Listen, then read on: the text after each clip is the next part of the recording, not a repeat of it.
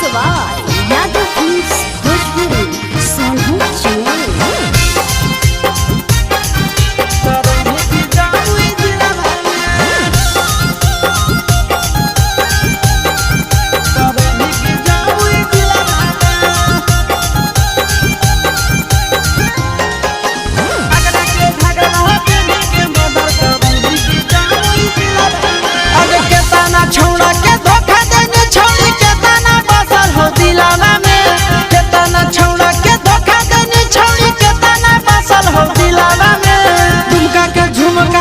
करनी के जामुई जिलावा में दुमका के झुमका पहनी के मर्डर करनी के जामुई जिलावा में आगे के तना छोड़ा के धोखा देनी छोड़ी के तना बसा हो दिलावा में के तना छोड़ा के धोखा देनी छोड़ी के तना बसा हो दिलावा में आगे एकरा के घघरा पहनी के मर्डर करनी के जामुई जिलावा में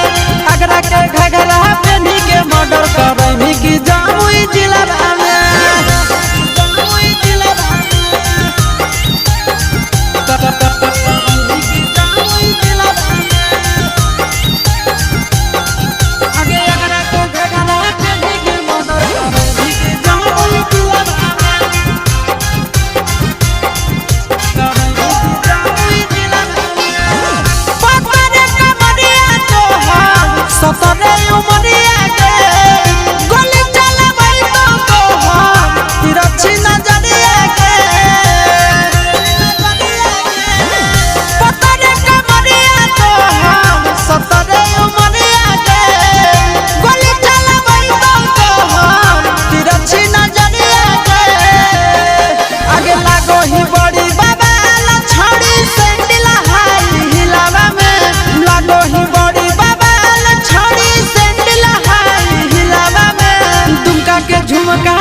करनी के जामुई जिलावा में दुमका के झुमका पहनी के मर्डर करनी के जामुई